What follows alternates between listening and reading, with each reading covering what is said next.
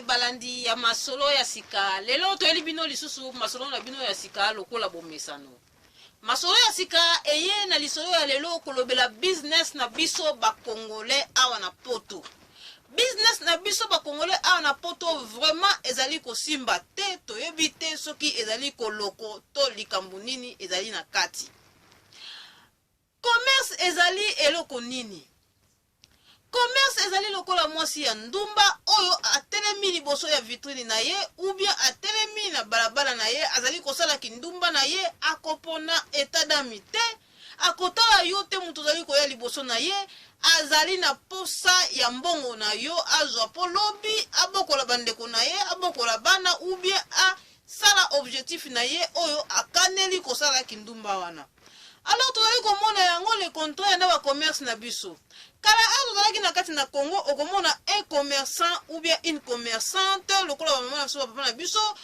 bazalaka koteka bandeko vraiment ba mama bazalaki vraiment patiente pe papa bazalaki ba patient ozomona make bazali koteka bazali na patience moko ata kutu oye ofingiye okomona mama wana to papa wana akozala toujours na gentil ikolo na yo yango lolenge vraiment babandaki koleisa biso na kati na Congo pe tokolaka na ndenge moko ya malamu.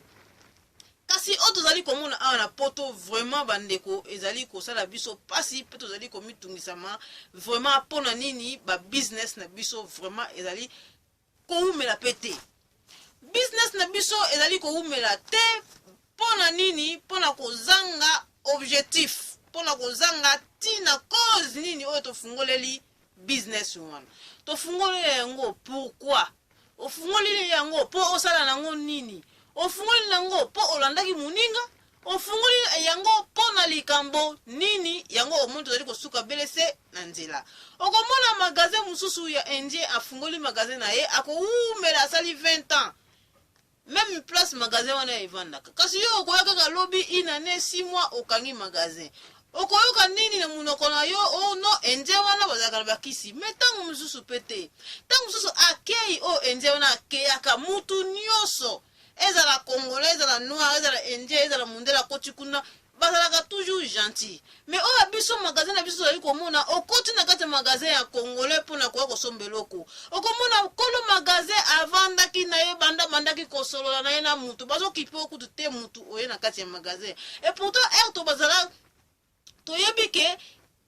client azali vraiment mokonzi client akoti na kati na magasin na yo vraiment il faut tika nyonso oyo bandai kosala oye papa na koki ko aider yo c'est ça oyo babengi commerce mais yo mutu akoya na kati na magasin na yo oba okipe kutu te mozo sola na yo kuna yesi ko yo mutu wana komona ke atelemi mingi awumeli akopesa mokongo akei na ye pembeni epa ya Indien mususu. Nakopesa exemple mususu awa na kati ya Hollande. Ezalaki na ndeko moko akei kosomba biloko na kati ya magasin na biso kaka ba Congolais. Kokoma ndeko akomi kuna kolo magasin ezalaki te kasi atikaki mutu. Ndeko alobi na bopesa ngai kwanga 20 apesi mbongo na ye. Yoka mutu wana o batikaki na magasin ndenga zali koloba. Ah papa, ozana mwasi te obala te pula nini kwanga ebele boy. Pourquoi sommes-nous kaka mibale te mais ndeko wana yaki kosomba eza mbongo na ye ezali droit na ye koyo na magasin wana asoma magasin mobimba ndeko etali yo na nini wana monani déjà ke ezali mutema ya mabe ezali ndenge moko na kolo magasin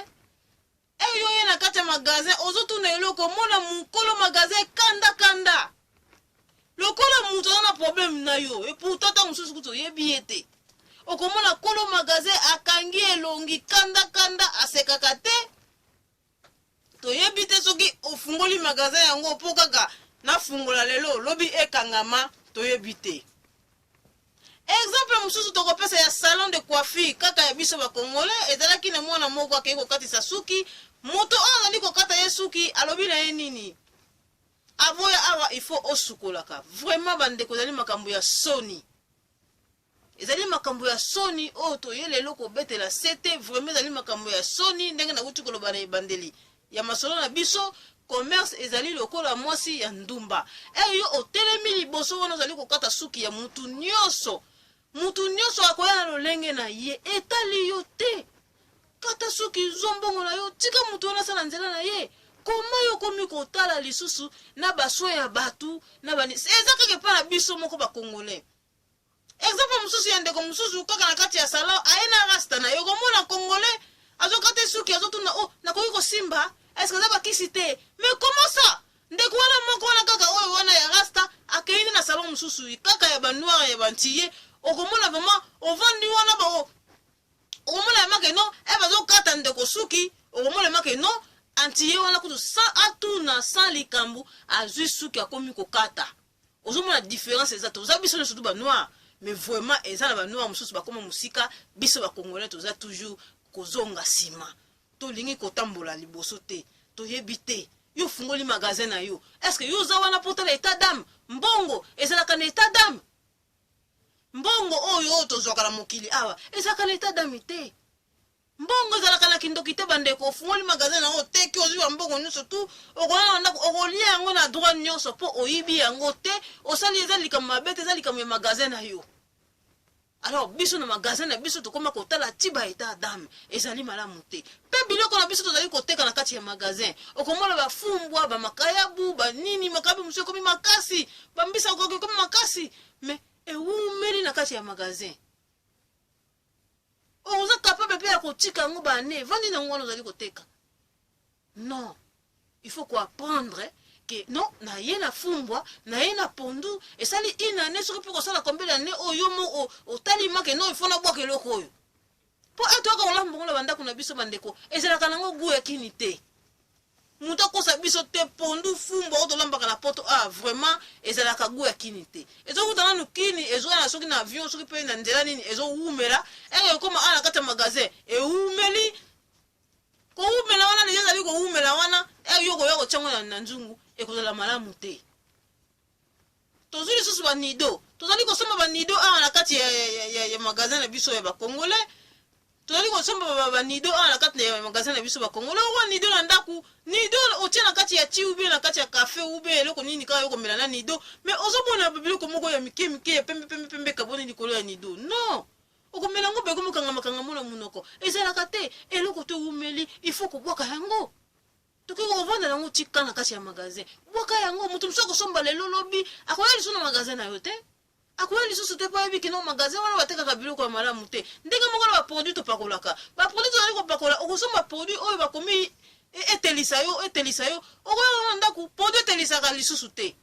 e pourtant nanu ntango susu nano pakola te mais produit ozotela te mpona nini eumeli elekisi mikolo place euti eye na kati na yo ya magasin na yo elekisi lisusu mikolo yango namoni produit komi kotika yo maboko mwindu makolo mwindu kota masoko mwindu elongi kaka moto ezalaka pembe no bandeko balandi ya masolo ya sika toye vraiment mpo tobeta lisolo oyo sete vraiment bon arrangé na makambo wana na kati ya basalo na biso na kati ya magasin na biso place tout congolais azali kosala business okomona biloko ya kolia ezali wana me azali kokata suki biloko kolia ezali wana ye azali kokanga suki biloko kolia ezali wana ube bazali kokata tusuki ye azali komela bière kotika milangi ya masanga likolo wana place bazali kokata batusuki ezali malamu te nyonso tu wana bato mosusu akoyabwa atali kaka na musika alekani na ye congolais kokota na magasin ya baindien yo omoni ye mabe congolais wana azalaka mabe akendaka ne kaka mpe baindien non